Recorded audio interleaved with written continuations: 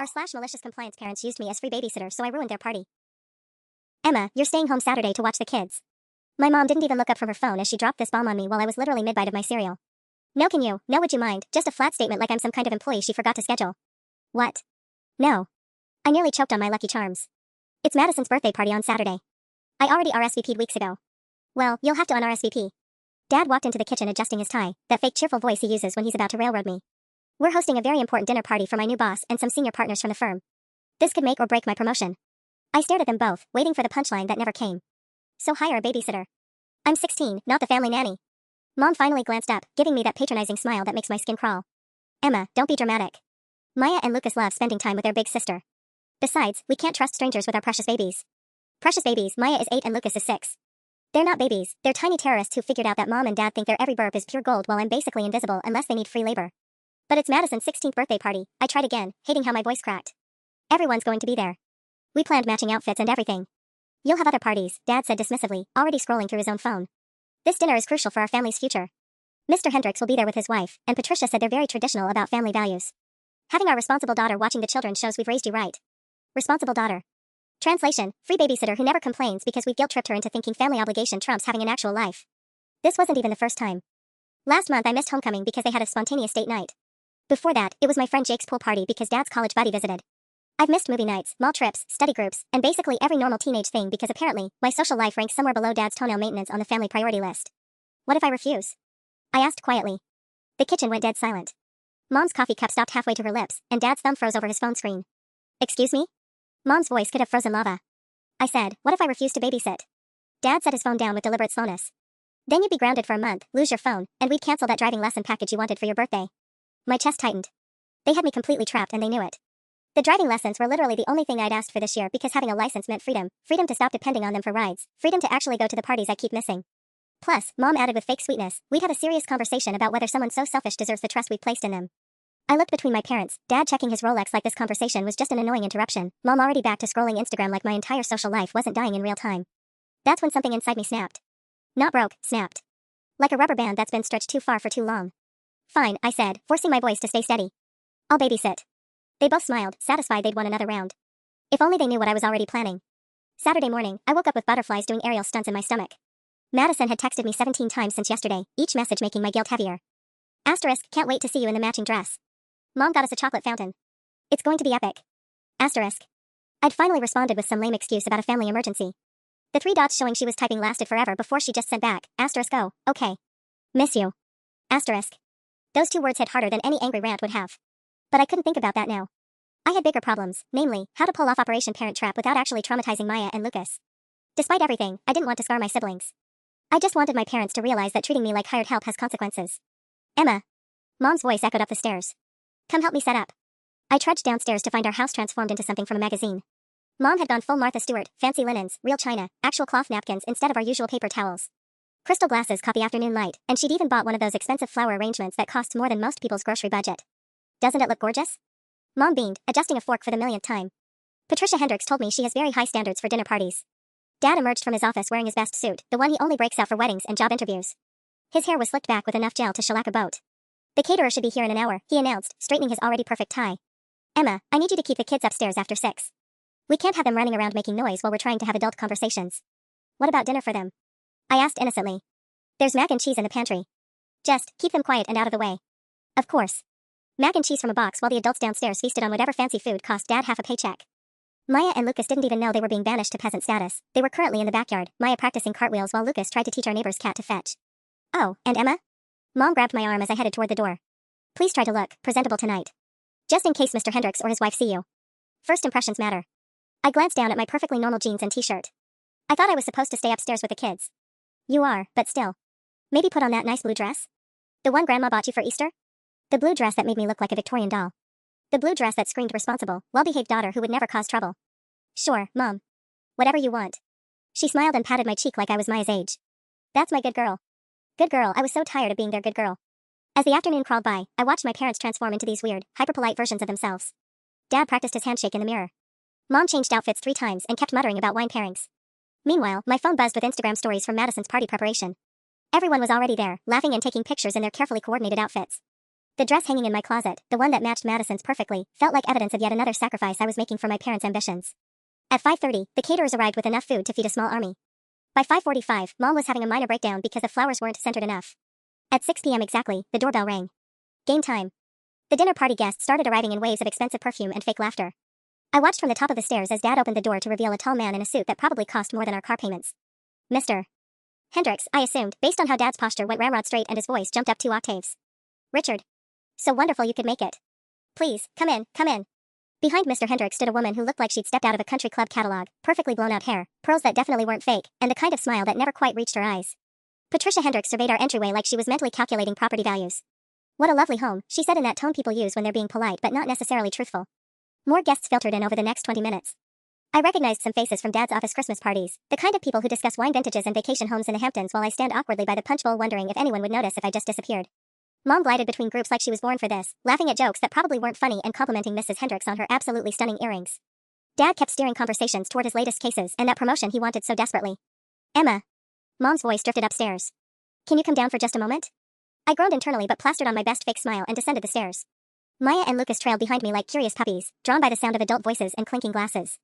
Everyone, I'd like you to meet our daughter Emma, Mom announced proudly, her hand landing on my shoulder like a possession marker. She's 16 and just the most responsible big sister.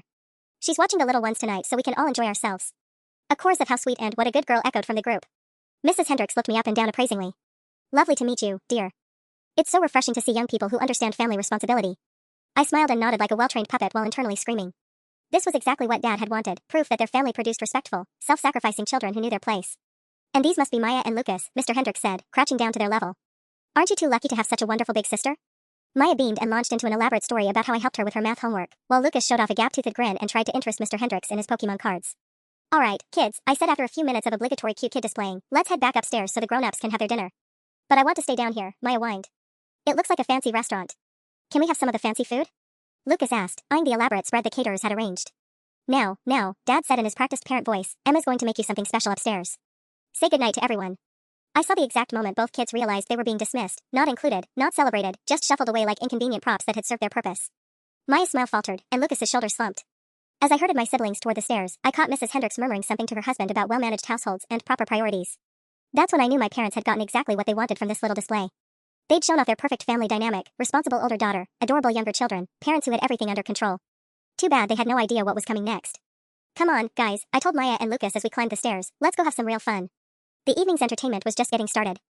I closed my bedroom door and turned to face Maya and Lucas, who were both staring at me with confused expressions. Why do we have to stay up here while everyone else gets to have the fancy party?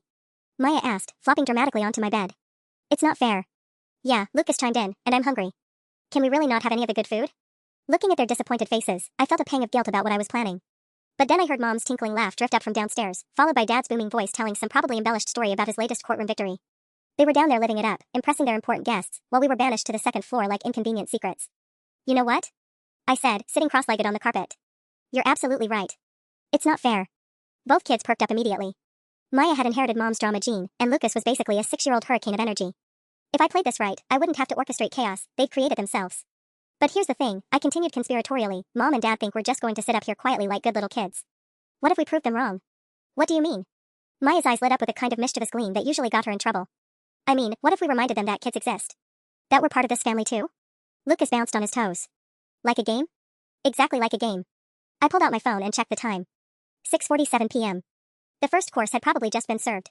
But we have to be smart about it. Strategic. The truth was, I'd been mentally cataloging every possible disaster scenario since this morning. Maya had been taking tap dancing lessons and loved to practice her routines at maximum volume. Lucas had just lost his second front tooth and had developed an adorable but incredibly loud lisp that made him want to show off his pronunciation of words with S sounds. And then there was the ace up my sleeve, something I discovered by accident last week. Maya, didn't you say you wanted to show me that new tap routine you learned? Yes. She jumped up so fast she nearly knocked over my desk lamp. It's from Annie and Miss Rebecca says I'm really good at it. That's perfect. And Lucas, remember how you were practicing saying sister and snake and all those words with your new tooth gap? Lucas grinned, deliberately emphasizing his lisp. Yeth. Victor, fake, peschel, spaghetti. Excellent. I stood up and crept to my bedroom door, pressing my ear against it. The dinner conversation was in full swing. I could hear someone talking about quarterly projections and Mrs. Hendricks discussing her book club. Okay, here's what we're going to do, I whispered, gathering them in a huddle. Maya, I want you to practice your tap routine. But not just anywhere, in the hallway right above the dining room. The floorboards there are extra creaky. Won't I get in trouble?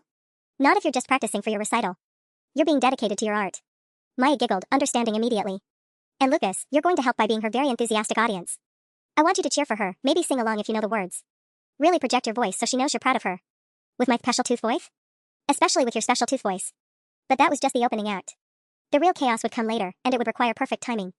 I'd been planning this for hours, running through every possible scenario, every potential disaster that could accidentally happen. My parents wanted to show off their perfect family control to impress the Hendricks? Fine. Let's see how controlled they felt when their perfect dinner party started falling apart from the inside out. Alright, team, I said, feeling a rush of rebellious excitement I'd never experienced before. Let's remind Mom and Dad that kids can't just be turned on and off like decorations. Maya was already stretching her legs for her performance, and Lucas was practicing his loudest bravo. Phase 1 was about to begin. Maya's tap shoes hit the hardwood hallway floor like a machine gun. Clack tap tap clack tap clack. The sound reverberated through the house with perfect acoustics, thanks to the century-old floorboards that amplified every footstep. I positioned her directly above the dining room, where the elegant dinner conversation was now competing with what sounded like a very enthusiastic woodpecker. Ith a hard knock life. Lucas bellowed in his gap-toothed glory, clapping along off-beat. 4th. Ith a hard knock life. Through the floor vents, I could hear the dinner party conversation faltering. Someone was trying to discuss market trends while Maya launched into her big finish, a series of rapid-fire steps that sounded like hail on a tin roof. Bravo, Maya. Bravo. Lucas cheered at maximum volume. Do the pinning part again. I crept to the top of the stairs, staying hidden but close enough to hear the damage. Mom's voice drifted up, strained but still trying to maintain hostess composure. I'm so sorry about the noise, she was saying. The children are just very enthusiastic about their activities. Of course, Mrs. Hendricks replied, though her tone suggested she was reconsidering her opinion about our well-managed household. Perhaps they could practice their arts a bit more quietly? That's when Maya, bless her dramatic little heart, decided to add vocals to her routine. The SUNLL come out tomorrow, she belted while continuing her thunderous tap sequence. Bet your bottom dollar that tomorrow. There'll be fun. Lucas joined in, his lisp turning sun into something that sounded vaguely inappropriate. I had to bite my knuckle to keep from laughing. The dinner party sounds from below had shifted from polite conversation to obvious discomfort. Chairs were scraping, and I could hear Dad's voice getting that tight quality it gets when he's trying not to lose his temper in public. But this was just the warm-up act. I checked my phone, 7:15 p.m. They'd probably be starting the main course soon, which meant it was time for phase 2. Great job, guys, I whispered as Maya finished with a flourish. That was amazing. Did you hear them clapping? Maya asked breathlessly. Actually, I was pretty sure that thumping sound had been someone's fist hitting the table, but I wasn't going to crush her artistic spirit. They loved it. But now I need you both to help me with something else. I led them to the bathroom at the end of the hall, the one directly above the kitchen, where the caterers were presumably plating the main course. Lucas had been complaining earlier about being hungry, which gave me the perfect excuse for what came next. Lucas, you said you were hungry, right? What if we made you a special snack? His eyes widened. Can we? Absolutely. In fact, I think you should have a nice, warm bath while I make you something to eat. Maya can keep you company. The beauty of this particular bathroom was that it shared plumbing with the kitchen below. And our house, being old and charming, had some quirky plumbing issues that Mom and Dad had been meaning to fix for months. Like how running the bath while the dishwasher was going sometimes caused the kitchen faucet to lose pressure completely. And how the old pipes made this awful groaning sound when too much hot water was being used at once. Can I use the bubbles? Lucas asked excitedly. You can use all the bubbles, I said generously. And Maya, maybe you could practice your singing while he bathes? I know you've been working on that song from your music class. Maya nodded eagerly. She'd been learning My Country 'Tis of Thee for some school program, and she had a particular talent for hitting the high notes with impressive volume. As I started filling the tub with the hottest water possible, I heard the unmistakable sound of the caterers running water in the kitchen below. Perfect timing. The pipes immediately began their ancient, haunted house groaning, a sound that seemed to echo through the entire first floor like a dying whale. Within seconds, I heard confused voices from the kitchen, followed by someone shouting about the water pressure. My country tip of thee. Maya sang out, her voice carrying beautifully through the bathroom vents. Sweet land of liberty. Of the I thing.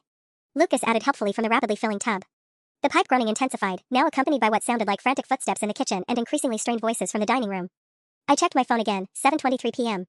Phase 3 was going to be the real showstopper, but I needed to wait for exactly the right moment. From downstairs, I could hear Dad's voice, no longer bothering to hide his irritation as he presumably excused himself to deal with whatever crisis was unfolding in the kitchen. Everything was going according to plan. Maybe too well. The bathroom door burst open just as Lucas was creating a bubble mountain that rivaled Mount Everest. What the hell is going on up here? Dad's voice cut through Maya's patriotic performance like a knife. I spun around, putting on my most innocent expression while Maya's singing trailed off mid-note. Lucas looked up from his bubble fortress, confused by Dad's tone but still happily splashing. Lucas was hungry and dirty from playing outside, so I thought. The caterers can't plate the main course because there's no water pressure. Dad's face was turning that dangerous shade of red that usually preceded a lecture about responsibility and consequences. And the entire house sounds like it's under construction.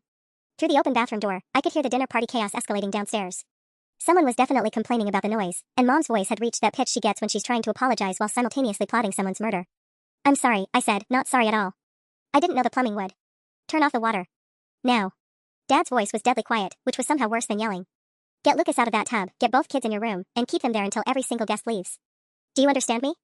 Before I could answer, Mrs. Hendricks' voice floated up from downstairs. Richard, is everything all right up there?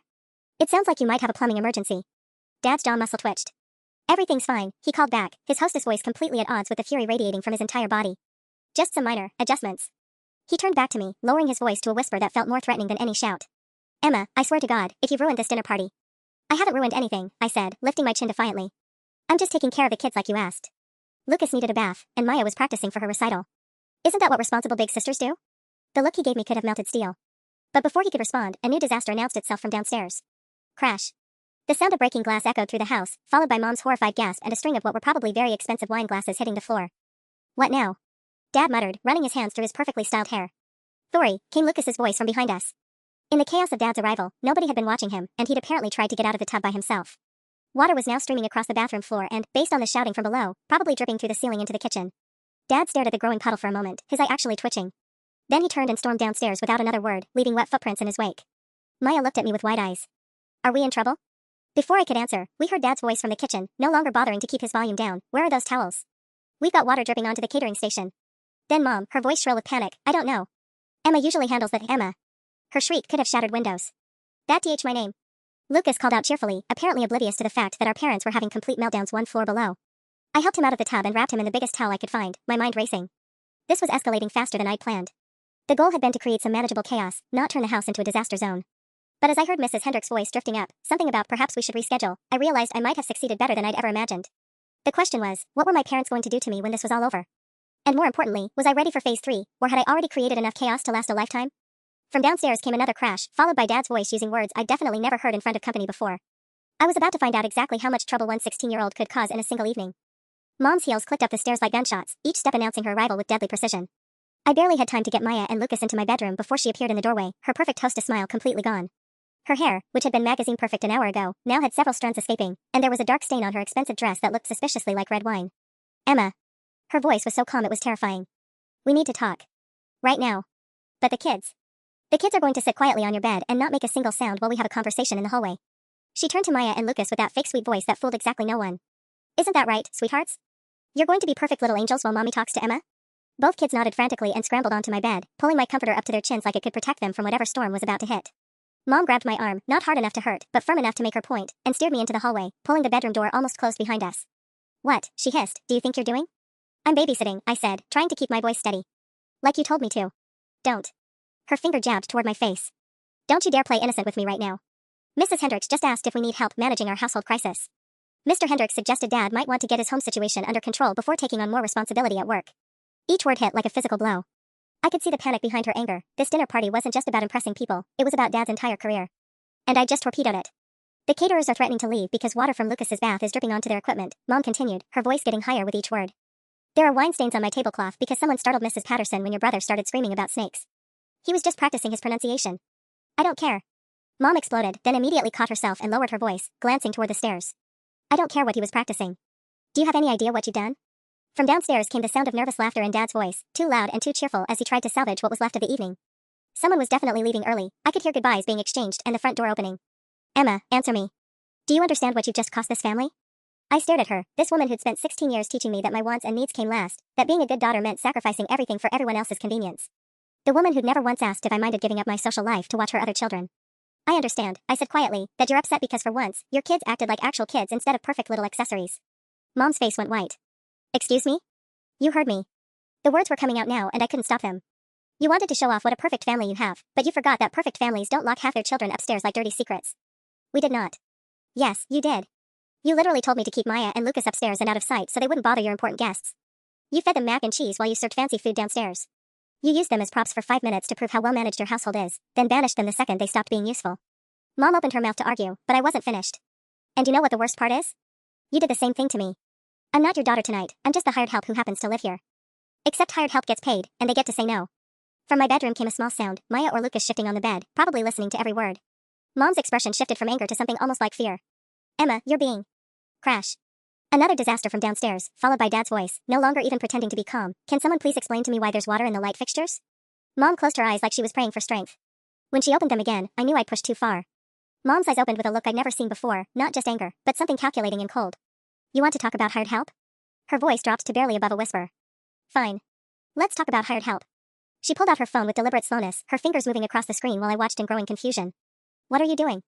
Calling Mrs. Rodriguez from down the street. You know, the woman who charges $30 an hour to babysit? Mom's smile was razor sharp. Since you've made it very clear that watching your siblings is beneath you, we'll hire actual help from now on. My stomach dropped. Mom, that's not what I... $30 an hour, Emma. For tonight alone, that would have been, let's see, 6 hours, so $180. She continued typing. For all the times you babysat this year? Well, let's just say it's going to be expensive to replace you. I felt the trap closing around me, but I couldn't see where it was leading yet. But here's the thing about being hired help, Mom continued, her voice getting softer and more dangerous. Hired help doesn't get room and board included. Hired help doesn't get their parents paying for their cell phone, their clothes, their food, their car insurance. You can't be serious. Oh, I'm completely serious. You want to be treated like an independent contractor instead of a family member? Congratulations. Let's see how independent you really are. From downstairs came the unmistakable sound of more guests leaving. The front door opened and closed twice, followed by car engines starting in our driveway. Your father's promotion is probably gone, Mom said, watching my face carefully. Do you know what that means? It means the family budget just got very, very tight. It means we'll need to cut expenses wherever we can. My hand started shaking. Mom, please, I didn't mean. It means your driving lessons? Gone. That sweet 16 party you wanted? Cancelled. New clothes for school? Well, you'll have to figure that out yourself since you're not family labor anymore. She was systematic, clinical, listing each consequence like items on a grocery list while my entire world crumbled around me. And since you're so concerned about fairness, Mom continued, let's talk about your fair share of household expenses. Rent for your room, utilities, food, internet. She was actually calculating on her phone. I'd say $400 a month would be reasonable. Plus your own phone bill, of course. I don't have $400 a month. I don't even have a job. Then I guess you'll need to find one. Fast. The worst part was that she wasn't yelling anymore. This wasn't anger, this was strategy. She'd found the perfect way to destroy everything I cared about while making it look like natural consequences. Mrs. Rodriguez says she can be here in 20 minutes, Mom announced, looking at her phone. That gives you time to think about whether you want to apologize to our remaining guests and start acting like part of this family again, or whether you'd prefer to start apartment hunting. From downstairs, I could hear Dad's voice, strained and desperate as he tried to convince someone, probably Mr. Hendricks, not to leave. The careful facade they'd built was crashing down, and somehow Mom had managed to make it all my fault. Choose carefully, Emma, Mom said, straightening her wine-stained dress. Because this is the last time we're having this conversation as your parents instead of your landlords. She turned toward the stairs, leaving me standing in the hallway with my heart pounding and my perfect plan in ruins. I'd wanted to teach them a lesson about taking me for granted. Instead, I'd just learned exactly how much power they really had over my life. I stood frozen in the hallway, listening to Mom's heels click down the stairs and the sound of my entire life imploding. Through my bedroom door, I could hear Maya whispering something to Lucas, their voices scared and confused. Downstairs, another round of polite goodbyes echoed through the house, more guests abandoning the sinking ship of Dad's dinner party. My phone buzzed. A text from Madison, asterisk hope everything's okay. Posted pics from tonight, wish you were here. Red heart asterisk. I almost threw my phone against the wall. Everything was decidedly not okay, and seeing those party photos felt like salt in an open wound. While I'd been orchestrating the destruction of my family's evening, my best friend had been celebrating her 16th birthday without me. Another text, this one from my older cousin Jessica, asterisk Mom told me about your parents' dinner thing tonight. That sucks you had to miss Madison's party. They seriously need to stop using you as free labor. Asterisk. If only Jessica knew how spectacularly I just tried to prove that exact point. Emma? Maya's small voice called from behind my bedroom door. Can we come out now? I need to use the bathroom. I wiped my eyes quickly and opened the door. Both kids looked up at me with worried expressions, like they could sense the shift in the house's atmosphere. Is Mommy mad at us? Lucas asked, his lisp making the words sound even more heartbreaking. No, buddy. Mommy's not mad at you. The lie came easily because the truth was too complicated for a 6-year-old. Mom wasn't mad at them, she was furious with me, and somehow that felt worse. As I walked Maya to the bathroom, I could hear fragments of conversation drifting up from the dining room. Mrs. Hendricks' voice, no longer bothering to sound polite, perhaps when things are more settled. Dad's desperate responses, just a minor plumbing issue. Children will be children. When we returned to my room, Lucas was sitting on my bed with his knees drawn up, looking smaller than usual. Are you in big trouble? He asked quietly. Before I could answer, my phone rang. Unknown number, but I recognized it, Mrs. Rodriguez from down the street. My hand shook as I declined the call. Mom had actually done it. She'd actually called a babysitter to replace me, like I was some employee who'd just been fired for incompetence. The phone rang again immediately. This time I answered.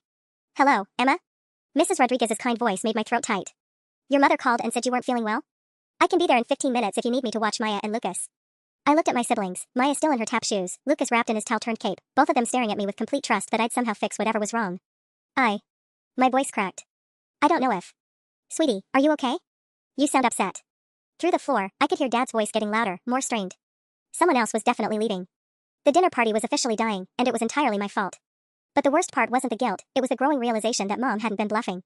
She'd meant every word about the rent, the expenses, treating me like a stranger instead of her daughter. Mrs. Rodriguez, I finally managed. Can I call you back in a few minutes? Of course, honey. But if you need me, I'm here. After she hung up, I sat on the edge of my bed between Maya and Lucas, my mind racing through impossible choices. Apologize and spend the rest of high school as their unpaid servant, or stand my ground and lose everything that mattered. Either way, I was pretty sure I'd just learned that sometimes winning means everyone loses. I made my decision in the space between one heartbeat and the next. Maya, Lucas, I said, standing up with new determination, we're going downstairs. But Mommy said, Maya started. I know what Mommy said. But I think it's time we reminded everyone that we're part of this family too. The truth was, I'd been thinking about this all wrong. I tried to create chaos from the shadows, to prove my point through sabotage and tricks. But that just made me look like a bratty kid throwing a tantrum. If I wanted my parents to see me as more than free labor, I needed to act like more than a misbehaving child. I needed to act like someone who belonged at that dinner table. Are we going to get in trouble? Lucas whispered as I helped him into his pajamas. Maybe, I admitted. But sometimes getting in trouble is worth it if you're standing up for something important. I could hear the remaining dinner guests through the floor, fewer voices now, but the conversation had shifted from small talk to what sounded like damage control. Dad was probably trying to salvage whatever professional relationships he could from tonight's wreckage. Perfect timing. Come on, I told my siblings, taking each of their hands. Let's go introduce ourselves properly. We walked down the stairs together, me in my jeans and t-shirt, Maya still in her tap shoes, Lucas in his dinosaur pajamas. The dining room fell silent as we appeared in the doorway. Dad's face went through several expressions at once, surprise, horror, and barely contained rage. Mom looked like she was calculating exactly how to kill me without witnesses. But Mr. and Mrs. Hendricks? They just looked tired and ready to leave. I'm sorry to interrupt, I said, my voice steady despite my racing heart, but I wanted to apologize for the noise earlier. Maya's been working really hard on her tap routine for her recital next week, and Lucas just learned a new song at school. We got a little carried away with practicing. Mrs. Hendricks blinked, clearly not expecting a coherent explanation from the source of their evening's chaos. We also wanted to say thank you, I continued, gesturing to my siblings, for being so patient while we figured out our plumbing situation upstairs. Old houses, you know how it is. Maya, bless her heart, picked up on my cue immediately. I'm sorry if my tap dancing was too loud, she said in her sweetest voice. I can show you the routine quietly if you want to see it. Lucas nodded enthusiastically. And I can say my new worth without the lifting if you want. I watched something shift in Mrs. Hendricks' expression. She looked at my siblings, really looked at them, and I saw her remember that we were actual children, not just background noise to be managed. That's very sweet of you to apologize, she said, her voice softer than it had been all evening. Your tap routine sounded quite energetic, Maya. You must be very dedicated to practice so enthusiastically. Dad's mouth fell open slightly. This was not going according to his script. We are, I said simply. We're all pretty dedicated to our family. Sometimes we just express it differently than expected. The silence that followed was deafening. Mom's fingers were white-knuckled around her wine glass, and Dad looked like he was trying to telepathically strangle me. But Mr. Hendricks surprised everyone by chuckling. Well, he said, standing from the table, this has certainly been an eventful evening. Richard, perhaps we should continue our conversation next week when things are less lively. As the Hendricks gathered their things to leave, I realized I'd either just saved the situation or made it infinitely worse. Either way, there was no going back now. The front door closed behind the Hendricks with a finality that seemed to echo through the entire house. For exactly 3 seconds, we all stood frozen in the dining room like actors who'd forgotten their lines. Then Dad turned around slowly, and I saw an expression I'd never witnessed before, not just anger, but something that looked almost like betrayal. What? He said in a voice so quiet it was barely audible, did you just do? Before I could answer, the caterers emerged from the kitchen carrying their equipment. The head caterer, a harried-looking woman in her 50s, approached Dad with barely concealed irritation. Mr. Thompson, we're going to need to discuss the final bill. The water damage to our heating equipment, the disrupted service. She trailed off, taking in the scene of our family standoff. Perhaps we could settle this via email? Dad nodded mutely, his jaw working like he was chewing glass. After the caterers left, the house felt unnaturally quiet except for the steady drip drip drip of water still coming from somewhere upstairs. Well, Mom said with terrifying calm, I hope you're proud of yourself, Emma. Actually, I said, my heart hammering but my voice steady, I am. Maya's hand tightened in mine. Lucas pressed closer to my side, sensing the electricity in the air but not understanding its source. You're proud, Dad repeated slowly, of humiliating us in front of my boss. Of destroying months of careful relationship building. Of potentially costing me the promotion I've worked 3 years to earn. I'm proud, I said, lifting my chin, of reminding you that Maya and Lucas exist. That they're not just problems to be hidden away when important people come over. Don't you dare, Mom started. No, you don't dare. The words exploded out of me with months of suppressed frustration. You don't dare pretend tonight was about some plumbing accident. You wanted to show off your perfect family, but only the parts that made you look good. Dad stepped closer, his voice dropping to that dangerous whisper again.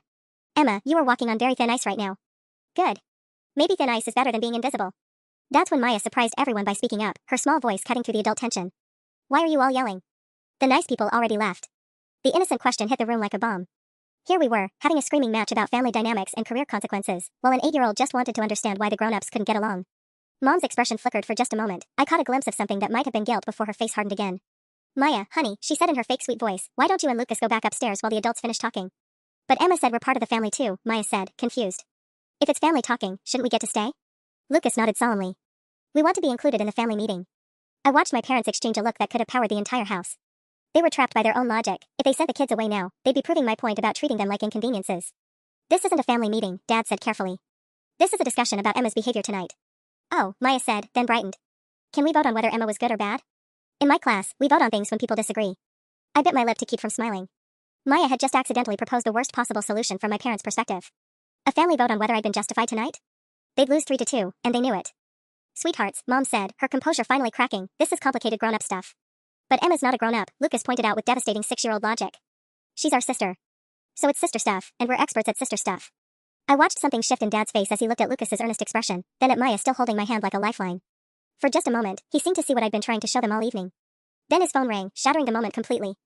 Mr. Hendrick's name flashed on the screen, and my stomach dropped to my shoes. Whatever he was calling about, I had a feeling it wasn't good news. Dad stared at his phone like it was a live grenade, Mr. Hendrick's name flashing insistently on the screen. I have to take this, he said, his voice hollow. He swiped to answer, stepping toward the kitchen for privacy, but in the deadly quiet of our house, every word carried back to the dining room. Good evening, sir. Yes, what? Dad's voice shifted from cautious optimism to confusion. I'm sorry, could you repeat that? Mom grabbed my arm, her fingernails digging in as we all strained to listen. Maya and Lucas seemed to sense the gravity of the moment, staying unusually quiet. You want to? I'm sorry, I think there might be some misunderstanding, Dad continued, his tone getting more bewildered by the second. Tonight was hardly our best, what do you mean refreshingly honest? I felt Mom's grip on my arm loosen slightly. That didn't sound like the firing I'd been expecting. Patricia said, what about the children? Dad's voice was closer now, like he was walking back toward us. Authentic family dynamics? Yes, sir, I understand, but... There was a long pause, and I could hear Mr. Hendrick's voice rumbling through the phone, though I couldn't make out the words. Tomorrow morning? Yes, of course, I'll be there. Thank you, sir. Dad appeared in the doorway, staring at his phone like it had just spoken in ancient Greek. What did he say? Mom demanded, still gripping my arm. Dad shook his head slowly. He wants to meet with me tomorrow morning. About the promotion. Oh God, Mom whispered. Emma, do you realize what you've... He said Patricia was impressed by how we handled a family crisis in front of guests, Dad interrupted, his voice strange and distant. She told him most parents would have completely lost control, but we stayed calm and let the children express themselves. The room went so quiet I could hear the old grandfather clock ticking in the hallway. Express themselves? Mom repeated faintly. Apparently she thought Maya's apology was remarkably mature and that Emma showed excellent leadership skills in a stressful situation. Dad was reading from notes he'd apparently taken during the call.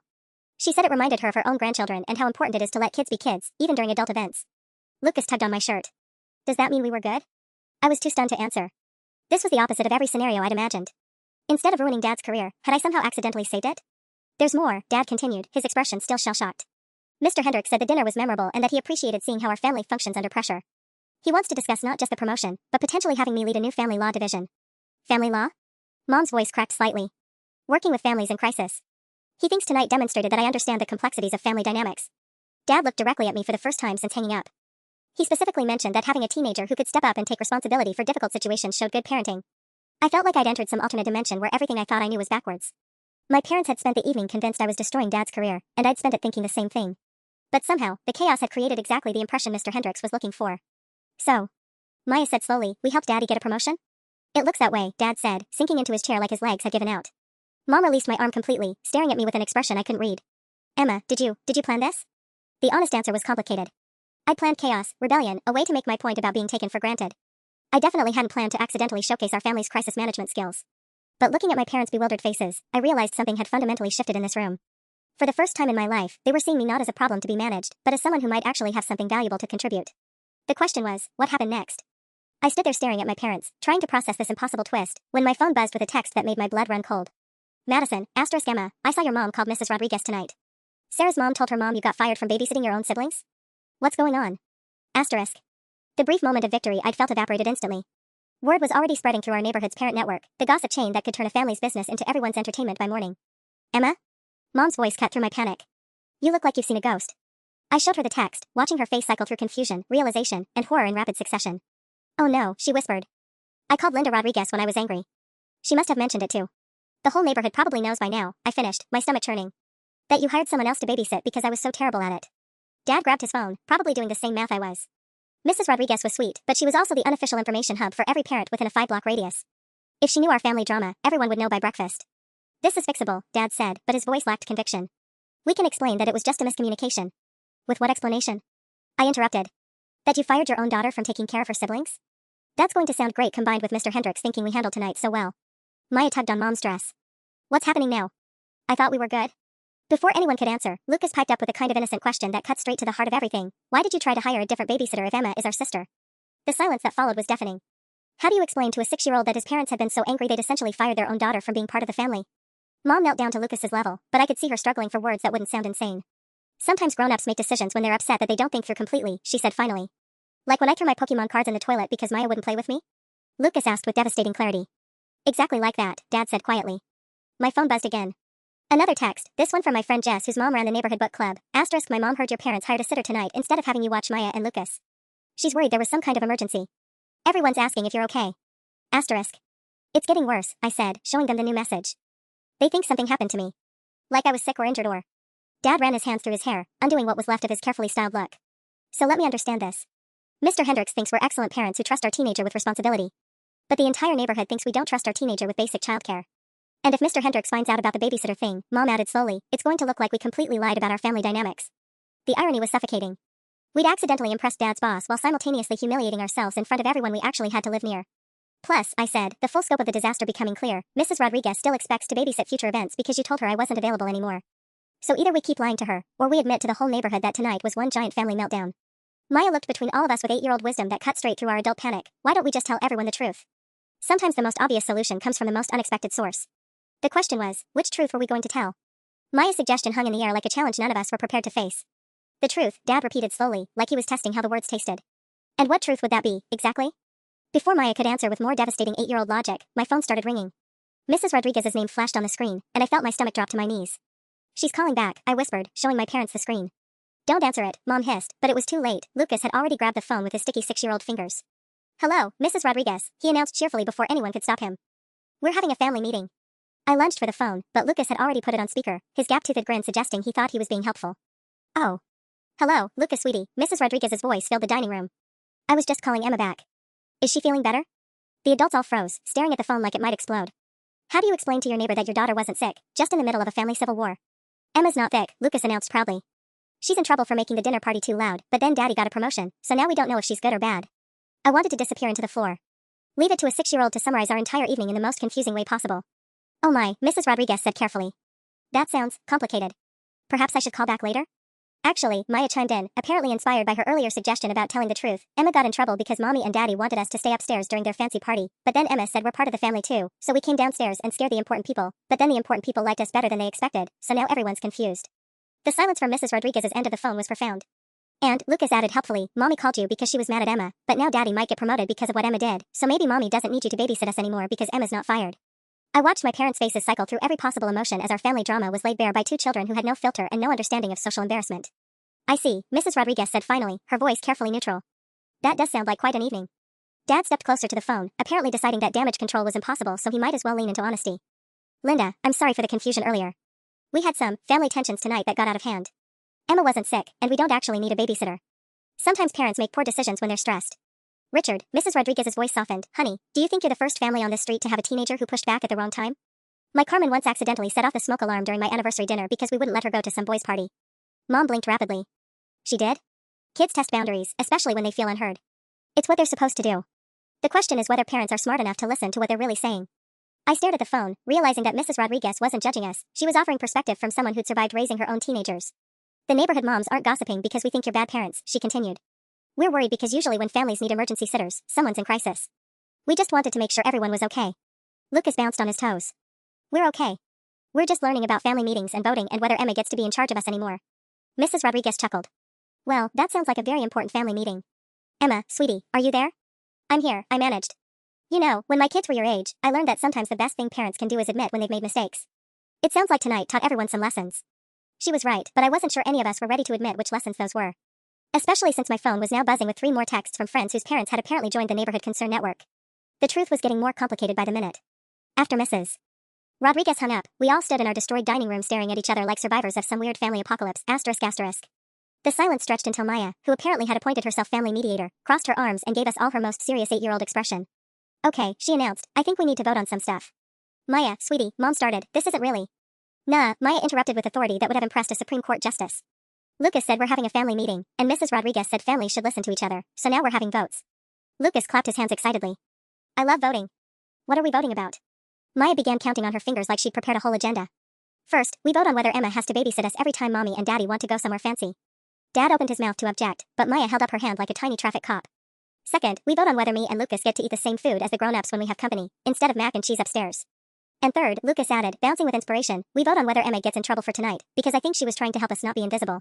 I felt my throat get tight. Invisible. That's exactly how I'd felt, and somehow my 6-year-old brother had understood it better than anyone. Mom sank into her chair, looking at us like she was seeing her children for the first time.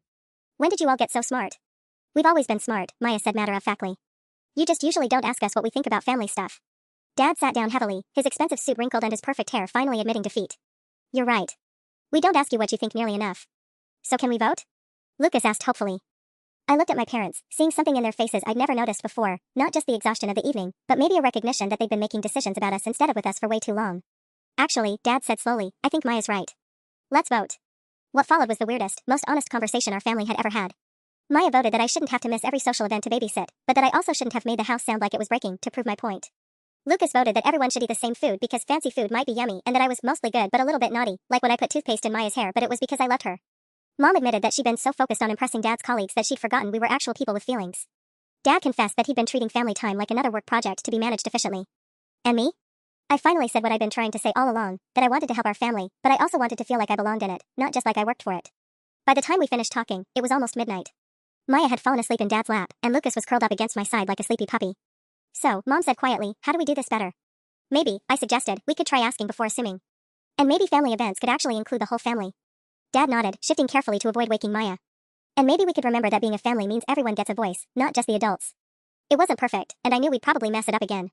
But as I carried Lucas upstairs and tucked him into bed, listening to him mumble about how family meetings were the best, I realized something had fundamentally changed. We were finally acting like a family instead of just living in the same house. And that was worth more than any party I'd ever missed.